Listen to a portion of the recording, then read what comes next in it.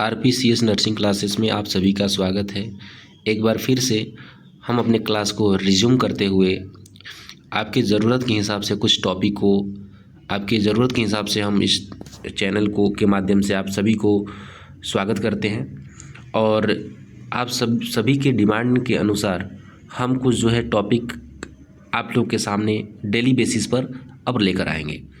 तो आप लोगों का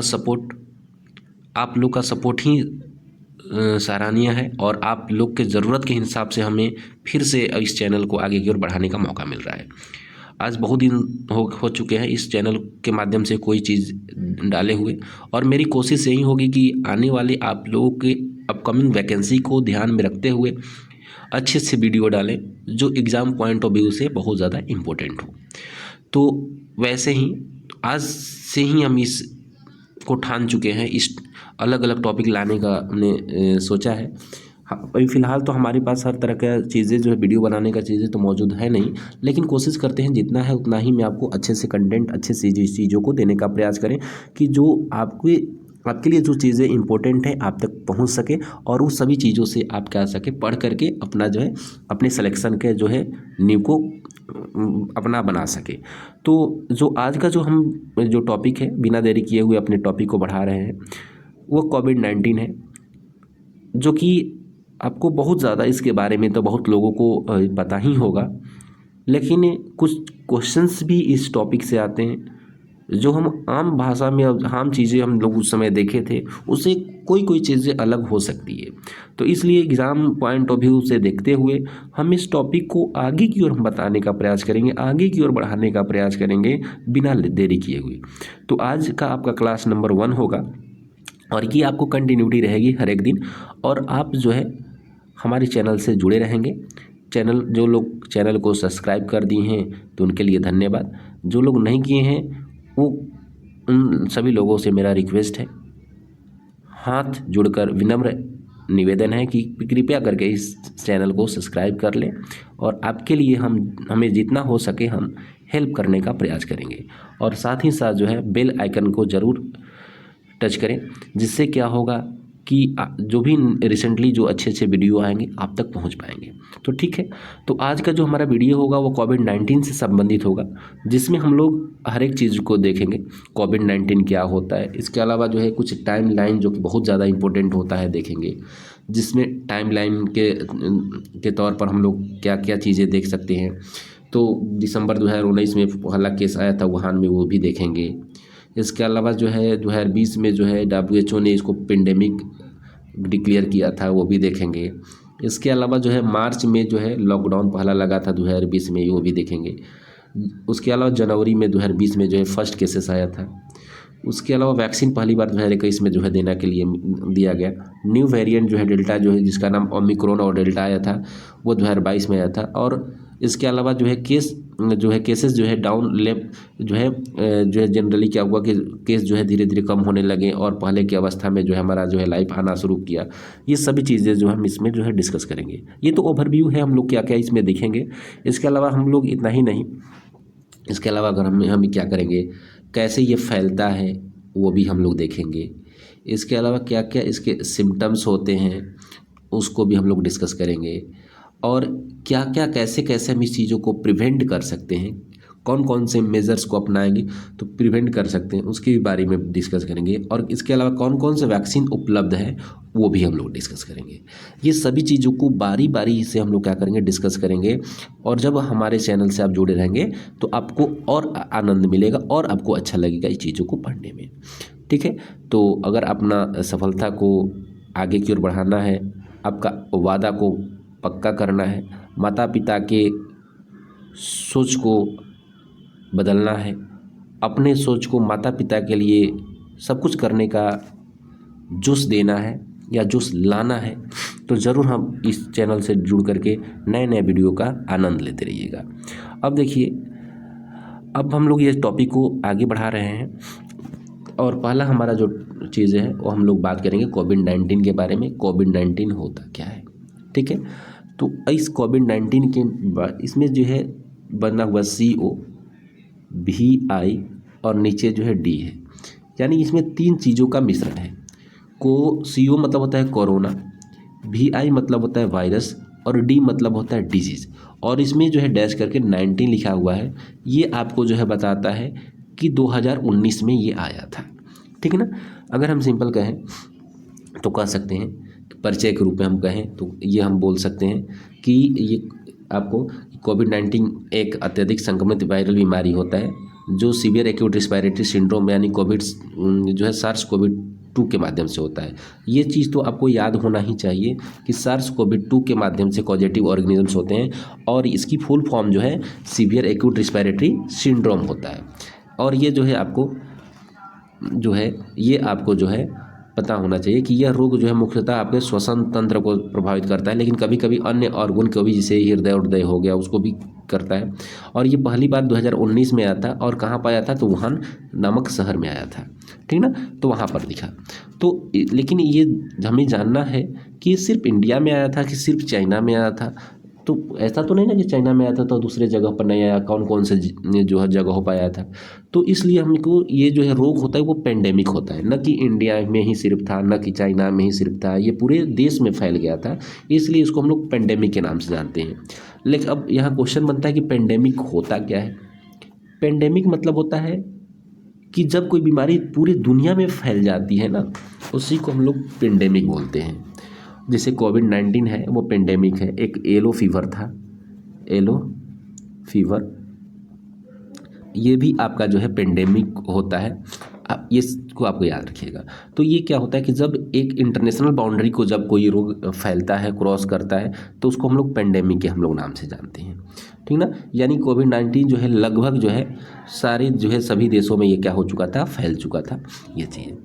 लेकिन इतना ही नहीं, हमको एक चीज़ और देखना है। ये तो हम इसमें तो देखें ना कि कोरोना जो है पेंडेमिक है, लेकिन इसके अलावा 2-3 टर्मिनोलॉजी और होता है, जिसमें आपका एपिडेमिक होता है, दूसरा होता है इंडेमिक होता है, फिर उसके बाद होता है स्पोरेडिक होता है। ये सब कुछ ध्यान देना होगा। यानी सिंपल कहें कि आपको इंडेमिक ध्यान देना होगा, एपिडेमिक ध्यान देना होगा और स्पोरेडिक ध्यान देना होगा। तो मेरे कहने का मतलब ये है। तो ऐसे अगर बात करें, पहले हम लोग एपिडेमिक की हम लोग चर्चा करते हैं। तो एपिडेमिक क्या होता है, एपिडेमिक नाम ही समझिएगा, एपिडेमिक अर्थ जब यह होता है कि जब किसी एक शहर या राज्य या क्षेत्र में अचानक बहुत ज़्यादा मरीज जो है उसी रोग के हो जाते हैं, तो उसी को हम लोग एपिडेमिक कहते हैं। जैसे आपको अगर हम बात करें तो डेंगू होता है, तो डेंगू जो है, डेंगू फीवर जो होता है सबसे बढ़िया है। बारिश के समय जो है किसी शहर में डेंगू का मरीज अचानक जो है बढ़ जाते हैं, तो वो आपको बहुत बढ़िया एग्जाम्पल है आपका एपिडेमिक का। इसके अलावा जो है इंडेमिक होता है। इंडेमिक मतलब क्या हुआ कि इंडेमिक मतलब ये होता है कि जब कोई बीमारी किसी खास क्षेत्र में हमेशा बनी रहती है, यानी कि कोई प्रॉब्लम हो, जैसे मलेरिया एक खास क्षेत्र में होती है, खास समय में होती है, तो इसको हम लोग बोल लेंगे इंडेमिक। इसके अलावा अगर बात करें, बहुत बढ़िया एग्जांपल है आपका मलेरिया का एग्जांपल था। और कुछ गर्म क्षेत्रों में जो है मलेरिया हमेशा जो है देखने के लिए मिलती है। इसके अलावा अगर हम बात करें तो हम कह सकते हैं कि इसके अलावा स्पोरेडिक होता है। स्पोरेडिक मतलब क्या हुआ कि जब बीमारी कभी कभी और जो है कहीं कहीं लोगों में जगहों पर दिखती है और कभी कभी दिखती है, तो ये चीज़ जो है स्पोरेडिक बोलते हैं। जिससे इसमें रैबीज होता है, बहुत रैबीज के जो है केस कभी कभी जो है अलग अलग जगहों पर दिखाई देते हैं, हरदम नहीं दिखाई देते हैं, ये होता है। यानी सिंपल कहें तो पेंडेमिक मतलब होता है पूरी दुनिया में, एपिडेमिक होता है एक क्षेत्र में, और इंडेमिक मतलब होता है हमेशा मौजूद होता है, स्पोरेडिक मतलब होता है कभी कभी कम कम जो है देखने के लिए मिलता है। ठीक ना। तो ये सभी चीज़ें हैं। तो अगर हम एक शब्द में बोलने का प्रयास करें तो पेंडेमिक मतलब क्या होता है, पेंडेमिक मतलब होता है कि पेंडेमिक मतलब ये हुआ कि कोई भी रोग अगर एक इंटरनेशनल बाउंड्री को क्रॉस कर गया है, मान लीजिए सपोज करिए कि ये है इंडिया, जब ये इंडिया से जो है बगल वाला इलाका में देश में पहुंच गया है, तो इसको हम लोग बोलेंगे पेंडेमिक। ठीक है। दूसरी चीज़ अगर हम बात करें कि अगर आप सपोज करिएगा कि ये है, सपोज करिए ये है बिहार, सपोज करिएगा ये है बिहार के अंदर कोई रोग है, तो कोई रोग है तो इसको हम लोग कहेंगे इंडेमिक, यानी कि ये किसी की खास जगहों पर है, यानी कि एक बिहार में है तो इसको इंडेमिक बोलेंगे। जब ये बगल वाला राज्य जो कि आपका यूपी में घुस गया, तब ये धीरे धीरे किस में कन्वर्ट होने लगा, इंडेमिक से इपीडेमिक में कन्वर्ट होने लगा। और दूसरी चीज़ें हम और बात करें कि अगर वो मान लीजिए सपोज करिए कि यहाँ है, यहाँ है, यहाँ है, ये अलग अलग मान लीजिए सपोज करिए राज्य हो गया, ये अलग अलग राज्य हो गया। सपोज करिए कि यहाँ प्रॉब्लम है, यहाँ प्रॉब्लम है, यहाँ भी प्रॉब्लम है, और मान लीजिए सपोज करिए यहाँ भी प्रॉब्लम है, यहाँ भी प्रॉब्लम है, लेकिन यहाँ प्रॉब्लम नहीं है, यहाँ प्रॉब्लम नहीं है, यहाँ नहीं है, यहाँ नहीं है, यानी एक स्कैटर्ड मैनर पर है ये। तो इसको हम लोग स्पोरेडिक बोलेंगे। यानी सिंपल एक शब्द में बात करें तो कहें कि एक खास जगहों पर अगर होता है तो इंडेमिक, जब उस जगहों से दूसरे जगह तक पहुँचता है तो उसको इपीडेमिक, एक देश से दूसरे देश में फैलता है तो पैंडेमिक, और किसी किसी जगहों पर होता है और किसी किसी जगहों पर नहीं होता है और उसका समय कोई निर्धारण नहीं होता है, उसको हम लोग बोलते हैं स्प्रेडिक। शायद यहाँ तक आप सभी को समझ में आ चुका होगा। अगर हम बात करते हैं तो कॉजेटिव ऑर्गेनिज्म यानी कि कारक जीव कौन कौन सा है, तभी जस्ट बताए थे कि कोरोना करने वाला जो कारक होता है वह SARS-CoV-2 होता है। ये जो है कोरोना फैमिली से बिलोंग करता है और ये RNA वायरस होता है, ठीक ना। ये सभी चीज़ें जो आपको याद होना चाहिए। रोग का प्रकार अगर हम सिंपल कहें तो ये वायरल रोग होता है, ये कम्युनिकेबल डिजीज होता है। कम्युनिकेबल डिजीज मतलब एक व्यक्ति से दूसरे व्यक्ति में ये जो है फैलता है, अभी बताएं कैसे फैलता है। और ये एयर बोर्न डिजीज होता है क्योंकि हवा के माध्यम से फैलता है। और साथ साथ में ये बताइए कि ये थे कि ये पेंडेमिक होता है, ये एक जगहों से छोड़ करके दूसरी जगहों पर क्या होता है, जाता रहता है। यानी एक देश को से दूसरे देश में क्या होता है, ये जाते रहता है, ठीक है ना। ये तो समझ में आ गया होगा आपको। इसके बाद जो है संक्रमण का सोर्स क्या होता है, यानी कैसे संक्रमण फैलता है। तो पहला याद रखिएगा, संक्रमित व्यक्तियों के माध्यम से फैलता है, जो व्यक्ति संक्रमित है उसके माध्यम से फैलेगा। रेस्पिरेटरी सिक्रीशन से फैलता है, जैसे छींकेंगे तो हो सकता है कि हमारे जो है नेजोफेरिंग से या ओरोफेरिंग से, यानी नेजल और ओरल कैविटी से जो सिक्रीशन है वो जो है बाहर निकलेगा, और जब वो बाहर निकलेगा तो धीरे धीरे क्या करेगा, वो फैला देगा लोगों में। और इसके अलावा जो है संक्रमित ड्रॉपलेट से भी हो सकता है, जो व्यक्ति बीमार है तो उसके भी माध्यम से जो है आपको जो है देखने के लिए मिलता है। इसके बाद अगर बात करें मोड ऑफ ट्रांसमिशन क्या होता है, अगर हम बात करें मोड ऑफ ट्रांसमिशन या संक्रमण फैलने का क्या माध्यम होता है, तो जस्ट हमने बताया कि ड्रॉपलेट इन्फेक्शन ड्रॉपलेट के माध्यम से फैलता है। इसके अलावा जो एयरबॉर्न ट्रांसमिशन होता है, हवा से भी फैलता है। इसके अलावा जो है डायरेक्ट कंटेक्ट से भी होता है। डायरेक्ट कंटेक्ट मतलब ये हुआ कि जब किसी व्यक्ति को छूते हैं, बोले ना कोरोना में कभी भी आपको हाथों को सैनिटाइजर लगा कर चलिए, या कोई जो चीज़ें हैं वस्तु है उसको छू रहे हैं उसके बाद सैनिटाइजर लगा लीजिए। गेट का कंडी अगर आप छूते हैं तो उसको क्या कर लीजिए कि सैनिटाइजर मार दीजिए। यानी मेरे कहने का मतलब ये हुआ ना कि आपको इसके माध्यम से भी जो है इजली जो है व्यक्ति से दूसरे व्यक्ति में फैल जाता है। इसके अलावा कंटामिनेटेड सरफेस होता है, जो गंदा सरफेस होता है, बहुत ज़्यादा डस्ट जिस सरफेस में होता है उसके भी माध्यम से क्या होता है, ये इजीली फैलता है। इसके अलावा अगर बात करते हैं इनक्यूबेशन पीरियड क्या होता है, मतलब उस्मायन काल क्या होता है, मतलब इनक्यूबेशन पीरियड यहाँ हमको ये जानना होगा कि इनक्यूबेशन पीरियड क्या होता है। यानी कि समझिएगा, जब कोई कॉजेटिव ऑर्गेनिजम्स, जब कोई माइक्रो ऑर्गेनिजम्स, जब कोई पैथोजेंस आपके शरीर के अंदर जाता है और जाने के बाद जिस दिन गया वहाँ से लेकर जिस दिन पहला सिम्टम शो किया ना, तो उसके बीच का जो समय होता है उसको हम लोग इनक्यूबेशन पीरियड कहते हैं। यानी कि एक शब्द में कहें कि ये जो कोरोना वायरस है वो 2 दिन से लेकर के 14 दिन के बीच में कभी भी सिम्टम्स कर देता था। तो इसीलिए उस समय हम एक शब्द यूज करते थे कि अगर जब 1-2 शब्द का बहुत ज़्यादा जो है यूज होता था। एक शब्द था आइसोलेशन और दूसरा जो शब्द था वो क्वारंटाइन था। ये दूसरा शब्द था क्वारंटाइन। तो मेरे कहने का मतलब क्या है, आइसोलेशन और क्वारंटाइन में क्या अंतर है। अगर हम बात करते हैं आइसोलेशन का, तो आइसोलेशन मतलब होता है जब कोई व्यक्ति इससे संक्रमित हो गया है तो दूसरे व्यक्ति से उसको अलग रखते हैं ना, तो उसको आइसोलेशन कहते हैं। एक जो क्वारंटाइन होता है, क्वारंटाइन मतलब क्या होता है कि जब कोई व्यक्ति इस संक्रमित व्यक्ति के कंटेक्ट में आया है, ये नहीं है कि उसको प्रॉब्लम हुआ, लेकिन वो कंटेक्ट में आया है और जब वो व्यक्ति कांटेक्ट में आया है तो उसको हम लोग मैक्सिमम इंक्यूबेशन पीरियड तक रखते हैं। यानी कोरोना का मैक्सिमम इंक्यूबेशन पीरियड क्या है, 14 दिन का है। तो 14 दिन तक क्या करेंगे, उसको अलग थलग रखेंगे, यानी किसी के कांटेक्ट में आने नहीं देंगे। तो उसको हम लोग बोलेंगे क्वारंटाइन, यानी आइसोलेशन और क्वारंटाइन का कंसेप्ट शायद आपको समझ में आ गया होगा। आगे देखिएगा, तो ये 2 से लेकर के 14 दिन तक होता है। इसके अलावा जो है कम्युनिकेबल पीरियड की बात करें तो कम्युनिकेबल पीरियड में होता है लक्षण आने से पहले ही जो है, लक्षण जो है सिम्टम्स आने से पहले ही ये जो है ये रोग जो है फैला सकता है। ये जो है डिपेंड करता है आपको व्यक्ति हेल्दी है या इसके अलावा लगभग 10 दिन जो है आपको जो है देखने के लिए मिलता है। जो है जनरली क्या होता है, जनरली आपको क्या होता है, सबको जो है ये जो कम्युनिकेबल पीरियड समझ में आ गया होगा। अब हम लोग बात करेंगे पैथोफिजियोलॉजी। पैथोफिजियोलॉजी मतलब क्या होता है कि ये रोग कैसे कैसे होता है। तो याद रखिएगा, वायरस श्वसन तंत्र के द्वारा आपके शरीर में क्या होता है, प्रवेश करता है और आपके शरीर में ACE2 रिसेप्टर्स होते हैं। और ACE रिसेप्टर आपको जनरली लंग्स एल्वियोलाई में जो है देखने के लिए मिलता है। जो है ना, एंजियोटेंसिन कन्वर्टिंग एंजाइम 2 रिसेप्टर्स होते हैं, उसको क्या करता है, इफेक्ट करता है। इसके अलावा जो है लंग्स में इन्फेक्शन को क्या करता है, फैलाता है। और जैसे ही वो लंग्स में फैलाता है तो आपको इन्फ्लामेशन जो है देखने के लिए मिलता है। और साथ साथ में जो इम्यून रिस्पॉन्स को क्या करता है, पहले बढ़ाता है, उसके बाद फिर घटाना शुरू कर देता है, जिसमें न्यूमोनिया और रिस्पिरेटरी फेलियर हो सकता है।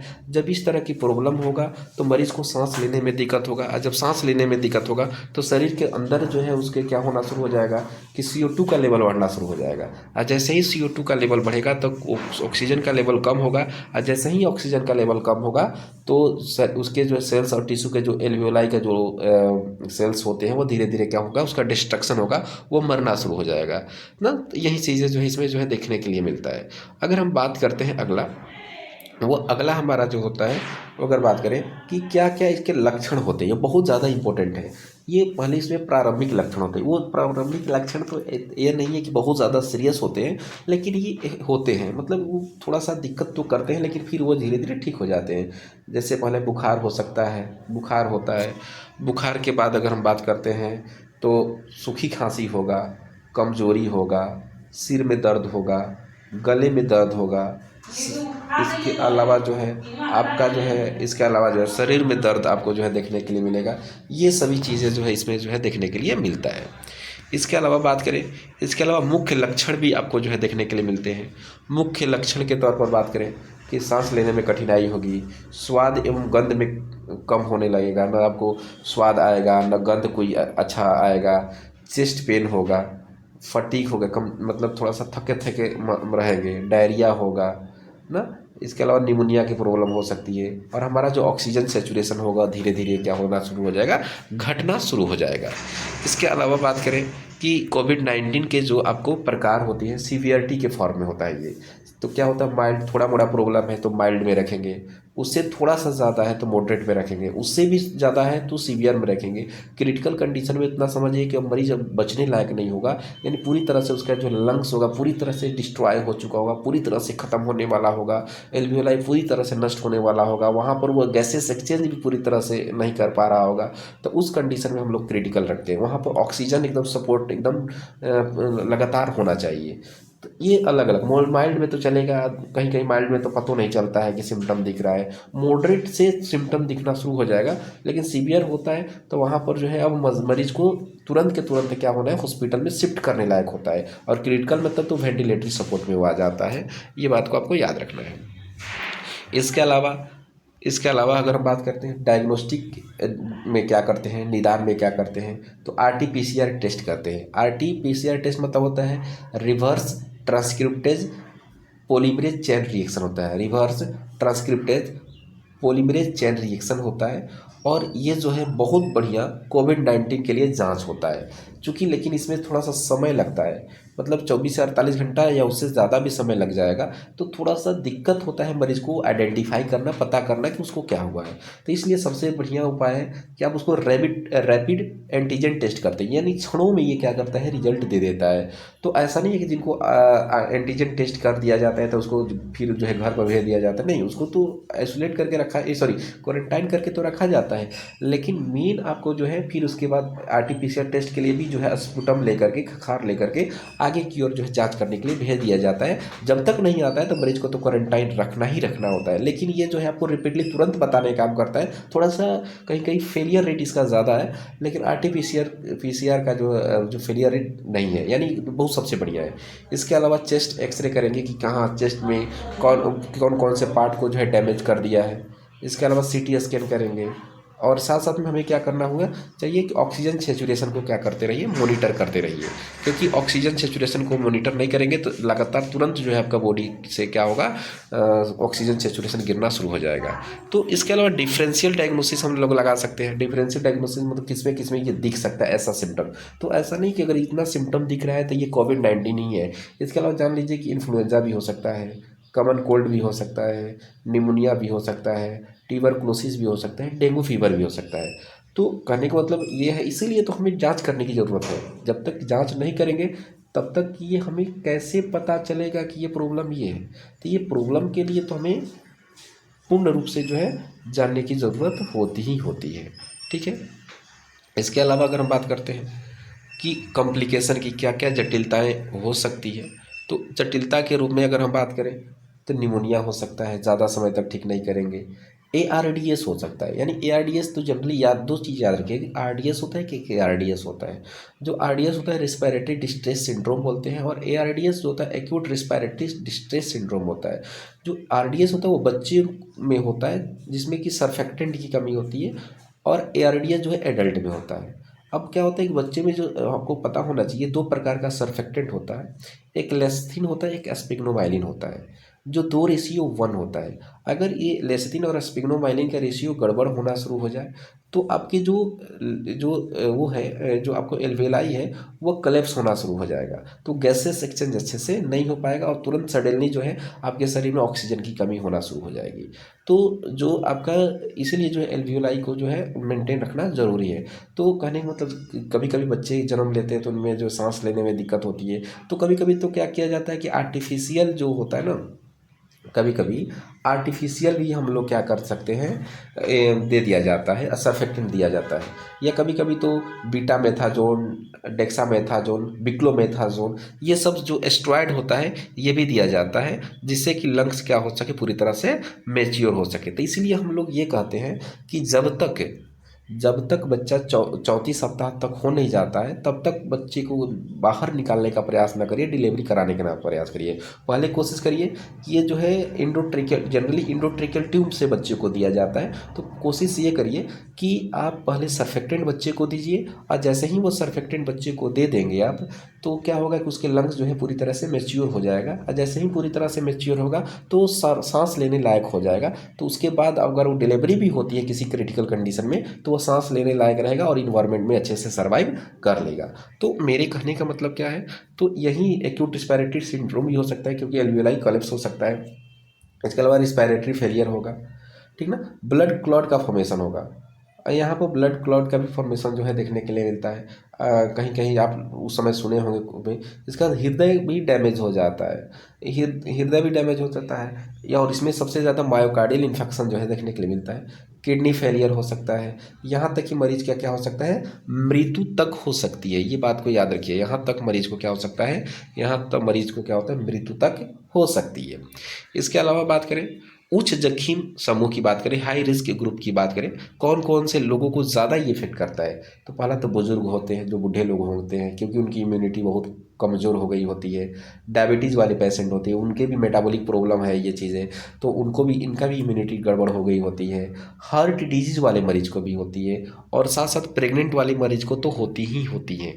प्रेग्नेंट वाले जो मरीज होती हैं उनको तो होती ही होती हैं, और साथ साथ में जो इम्यूनो कम्प्रोमाइज पेशेंट है, इम्यूनो कम्प्रोमाइज मतलब जिनकी इम्यूनिटी पूरी तरह से डिस्टर्ब हो चुकी है, उनमें भी सबसे ज़्यादा होता है। क्योंकि कोविड-19 जैसे ही इम्यूनिटी को स्लो होता देखता है तुरंत उस पर अटैक करता है।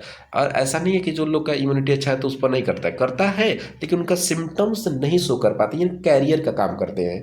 यानी यहाँ पे एक दो शब्द कैरियर शब्द हम बोल दिए तो दो शब्द याद रखिएगा, कैरियर होता है, केस होता है।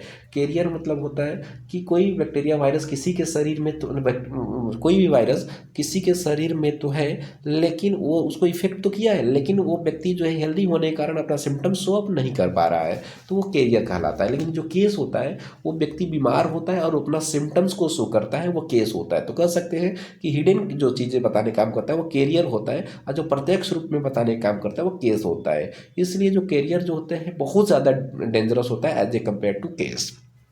ठीक है, ये सभी चीज़ें जो है देखने के लिए मिलता है। अब ट्रीटमेंट के तौर पर क्या क्या कर सकते हैं, तो पहला तो सामान्य उपचार करना चाहिए, मरीज को आइसोलेट कर दीजिए, अलग अलग कर दीजिए। अगर उसके कांटेक्ट में कोई व्यक्ति आया है तो उसको हम लोग क्वारंटाइन कर सकते हैं, यानी उसके अलावा बेड रेस्ट करने के लिए कहेंगे, पर्याप्त तरल पदार्थ लेने के लिए कहेंगे, पौष्टिक भोजन लेने के लिए कहेंगे।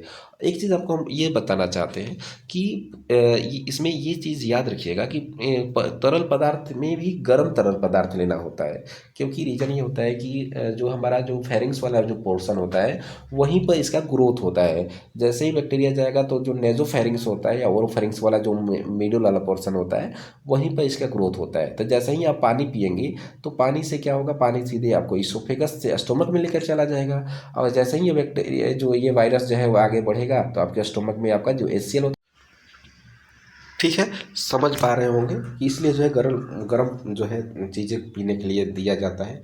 इसके अलावा पौष्टिक आहार देंगे तो इम्यूनिटी बूस्ट होगा, और जैसे ही इम्यूनिटी बूस्ट होगा तो मरीज़ जो है उस लायक हो जाएगा, अपने आप को प्रोटेक्ट कर सकता है। इसके अलावा जो है कुछ दवाएं चलाई जाती है, इसका तो अपना दवा होता नहीं है, लेकिन सिम्टम को मेंटेन करने के लिए पैरासीटामोल दे देंगे, एंटीवायरल ड्रग्स दे देंगे, एस्टेरॉयड दे देंगे। उसके एस्टेरॉयड देते हैं कि जो उसके जो लंग्स होता है उसको अच्छा बनाने के लिए, मैच्योर करने के लिए। ऑक्सीजन थेरेपी दे देंगे, वेंटिलेटरी सपोर्ट देंगे। वेंटिलेटरी सपोर्ट मतलब होता है कि जैसे ऑक्सीजन दे देंगे। इसके अलावा एंटीकोगुलेंट देंगे, क्योंकि अब देखे हैं कि वहाँ पर जो है ब्लड की क्लॉटिंग में जो है दिक्कत आ रही थी, क्लॉटिंग हो रहा था, तो इसलिए जो है एंटीकोगुलेंट देंगे कि इस तरह का क्लॉटिंग आपको जो है देखने के लिए ना मिले, यानी हेपरिन वेपरिन चला दीजिए तो उससे मरीज़ जो है ठीक रहेगा थोड़ा। अब याद रहे क्या नहीं करना चाहिए, क्या नहीं करना चाहिए, तो बिना मास्क भीड़ भाड़ में नहीं जाना चाहिए, डॉक्टर बिना डॉक्टर के सलाह बिना कोई दवाई नहीं लेना चाहिए, संक्रमित व्यक्ति के संपर्क में नहीं रहना चाहिए। ये सभी बातों को क्या करना है, आपको याद रखना है। घरेलू भी देखभाल करता है, आइसोलेशन में रहना है, यानी अलग थलग रहना है, मास्क को पहन करके रखना है, हाथ धो करके रहना है, ऑक्सीजन लेवल को मॉनिटर करते रहना है या मॉनिटर करवाते रहना है। उसके बाद पौष्टिक भोजन लेना है, पर्याप्त आराम करते रहना है। ये सभी चीज़ों पर आपको क्या करना होता है, ध्यान देना होता है। इसके बाद हम इसका रोकथाम की बात करें तो रोकथाम क्या करते हैं, रोकथाम के तौर पर बात करें तो आपको जो है कोविड वैक्सीन लगवाना है, मास्क को पहनना है, सोशल डिस्टेंसिंग यानी 6 फीट जो आपको ज़रूरी है, और मास्क भी साथ में ज़रूरी है, यह बात को याद रखिए। हाथ को बार बार धोते रहिए, सैनिटाइजर का यूज़ करिए। क्राउडेड प्लेसेस में आपको नहीं जाना है, भीड़ भाड़ इलाकों में आपको क्या नहीं करना है, नहीं जाना है। इसके अलावा वैक्सीन के तौर पर अगर बात करें तो कोवैक्सीन होता है, कोविशील्ड आता है, स्पुतनिक भी आता है, mRNA वैक्सीन आता है। यानी कि अगर कहने का मतलब ये है कि अगर ये जो वैक्सीन जो है ये जो है वैक्सीन ज़्यादा जो है इंडिया में प्रचलित था, लेकिन बाद में स्पुतनिक आया, लेकिन उतने लोगों को स्पुतनिक नहीं दिया गया था। यानी ये कोविशील्ड और कोवैक्सीन जो है ज़्यादा जो है लोगों को दिया गया था, ठीक है। एक 84 दिन पर दिया जाता था और एक जो है 110 दिन पर जो है दिया जाता था, जो कि कोविशील्ड था, ठीक है। इस बात को याद रखिएगा। इसके अलावा जो है नर्सिंग प्रबंधन की बात करते हैं तो उसमें हमको क्या ध्यान देना है, आइसोलेशन देना करना है, वाइटल साइन को मॉनिटर करते रहना है, ऑक्सीजन सेचुरेशन को देखना है, ऑक्सीजन थेरेपी देते रहना ज़रूरत पड़ने पर, इन्फेक्शन को कंट्रोल करना है। इसके अलावा बात करें तो फ्लूइड बैलेंस रखना है, पेशेंट को एजुकेशन देते रहना है, और साथ साथ में साइकोलॉजिकल सपोर्ट देना। ये सिंपल है, आप लोग देख पा रहे होंगे। इसके अलावा हेल्थ एजुकेशन की बात करें तो हेल्थ एजुकेशन के तौर पर वैक्सीन लगवाना है, मास्क पहनाना है, हाथ धोते रहना है, सोशल डिस्टेंसिंग रखना है, यानी 6 फीट का दूरी है रखना है, और खांसी छींकते समय जो है मुंह को जो है ज़रूर ढकना है, नहीं तो ये जो है इन्फेक्शन फैल सकता है। और बात रहा कि इसका जो कोरोना होता है ना, उसको जो है उसका 5 माइक्रोन का होता है।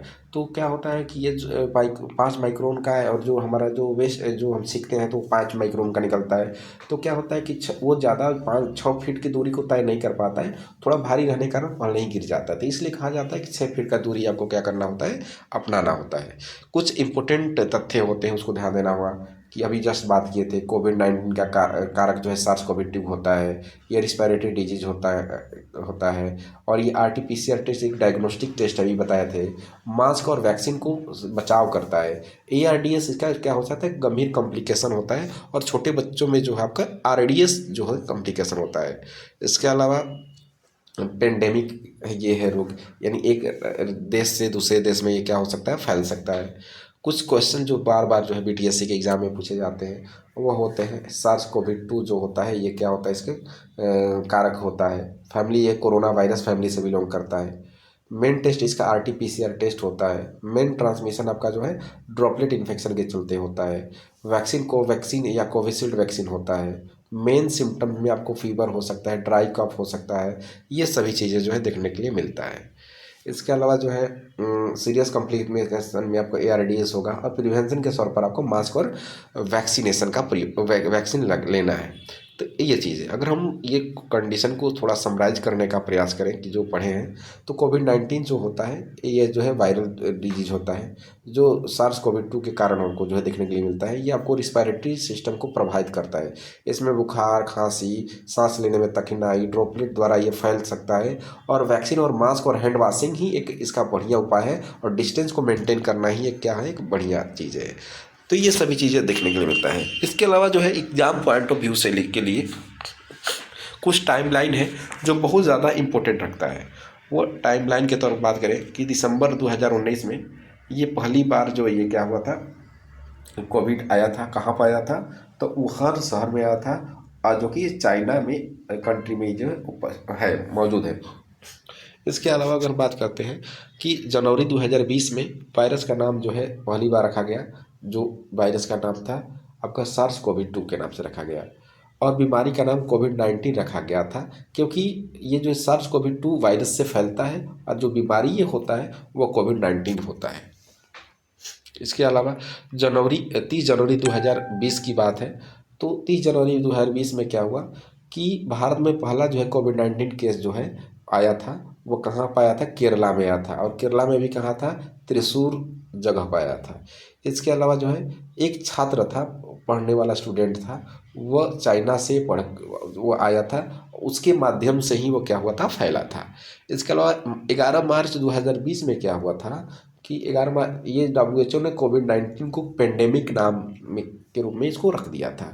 इसके अलावा जो है ये एक चीज़ और याद रखना है कि 22 तारीख था 22 मार्च 2020 को क्या हुआ, भारत में जनता कर्फ्यू पहली बार लगाया था। ये बात को याद रखिए, एग्जाम में पूछा जाता है बार बार, कभी कभी अगर पूछा जाए तो। इसके अलावा 24 मार्च 2020 में क्या था, पूरे भारत में पहला नेशनल लॉकडाउन लगा था। और 2020 में बात करें तो मास्क, सैनिटाइज़र और सोशल डिस्टेंसिंग की जागरूकता अभियान चलाया गया था। स्कूल, कॉलेज, ट्रेन और फ्लाइट सब कुछ क्या हुआ था, बंद रखे गए थे। इसके अलावा 2021 में तो क्या था, भारत में वैक्सीनेशन शुरू हुई थी। सबसे पहला कोविशील्ड और कोवैक्सीन लगाए गए थे। और उस 2021 में क्या था, डेल्टा का जो वेरिएंट था वो बहुत तेज़ी से क्या हो रहा था, फैल रहा था। इसके अलावा 2022 में क्या हुआ, ओमिक्रॉन वेरिएंट आया, और कई देशों में इसका उसको में लॉकडाउन हटाया गया था, और फिर बाद में क्या किया गया, उसको लगा भी दिया गया फिर। इसके अलावा 2023-24 की बात है, कोविड-19 के केस कम हुए थे, और बूस्टर डोज उस समय जो है लगना शुरू हुआ। बीमारी को इंडेमिक फेज में मैनेज किया जाने लगा उसी समय, कि जहाँ पर है वहीं पर जो है उसका इलाज किया जाए, वहीं पर उसका ट्रीटमेंट किया जाए, कि कहीं वो जो है एपिडेमिक और साथ साथ में पेंडेमिक तक ना पहुँचे ना। इस स्तर से क्या हुआ, उसका ट्रीटमेंट शुरू हुआ। फिर कोविड-19 जो है आपको इम्पोर्टेंट पॉइंट की अगर हम बात करते हैं तो हम कह सकते हैं कि कोविड-19 जो होता है एक वायरल डिजीज़ होता है। कोविड-19 का कारण के जो है कोविड-19 जो है इसका कारण होता है SARS-CoV-2 वायरस के चलते होता है। और इसके अलावा जो है आपका पहला केस वुहान 2000 चाइना में 2019 में आया था। भारत में पहला केस जो है आपको केरला में आया था, वो भी याद रखिएगा 30 जनवरी 2020 को आया था और इसे पेंडेमिक घोषित किया गया। उसके बाद जो है WHO द्वारा इसको हम लोग 11 मार्च 2020 को जो है क्या किया गया था, पेंडेमिक किया गया था। पहला लॉकडाउन से क्वेश्चन अगर पूछता है तो 24 मार्च 2020 को पहला लॉकडाउन लगा था और इसमें मुख्य लक्षण के तौर पर आपको बुखार होता है, खांसी होता है, सांस फूलता है, स्वाद और गंध में क्या होता है, दिक्कत आता है। और बचाव के तौर पर mask, hand washing, vaccination, social distancing क्या क्या करना होता है, मैनेज करना होता है। इसके अलावा कोविड-19 का पहला केस दिसंबर 2019 में चाइना में मिला था और WHO ने इसे 2020 में इसे पेंडेमिक घोषित कर दिया था। ये बात को तो आपको एकदम 100% याद रखना है। ये आपको अगर हम बात करते हैं आउटलाइनर है, एकदम एकदम 100% आने वाला है। इसके अलावा अगर हम बात करते हैं कि अभी जो हम लोग बात किए और ऐसे ही फिर अगला भी वीडियो पर भी हम लोग बात करेंगे। ये जो है आपका जितना हम पढ़ें सबका ये समरी है, आप लोग ज़रूर इसको पढ़िएगा। जितना कहानी हमने अभी तक बताया, जितना चीज़ों को हमने अभी बताया, और ये जो है इसी जो है पहले ये जो स्लाइड है, इस स्लाइड से आपका सब कुछ पता चल जाएगा कि ये जो है पहला आपका स्लाइड आपको बताता है कि कोविड-19 टाइमलाइन के बारे में बताया। फिर उसके बाद क्या कोविड-19 क्या होता है ये बताया गया। इसके अलावा जो है आपको अगर हम बात करें तो ये भी बताया गया कि संक्रमण कैसे फैलता है, मुख्य लक्षण क्या होता है। इसके अलावा अगर बात करें तो बचाव क्या कैसे करना होता है, क्या क्या इम्पोर्टेंट फैक्ट थे वो हो चुका है। इसके साथ कौन कौन सा वैक्सीन दिया गया, ये सब कुछ के बारे में जो है इसमें बताया गया है। तो ये जो है एग्ज़ाम में कभी कभी आपके एग्ज़ाम में पूछा जा सकता है इससे। अगर इसमें कोई भी डाउट, अगर इतना के बावजूद भी कोई दिक्कत हो रहा है तो हमसे आप ज़रूर पूछिए और हम इस सभी चीज़ों को क्लियर करने का प्रयास करेंगे। तो आज के लिए हम इतना ही रखते हैं, मिलते हैं अगली वीडियो में कुछ अच्छे से नए टॉपिक के साथ। हमारे साथ बने रहें, अगला वीडियो में ज़रूर आपसे मिलेंगे। तब तक के लिए धन्यवाद। Thank you very much.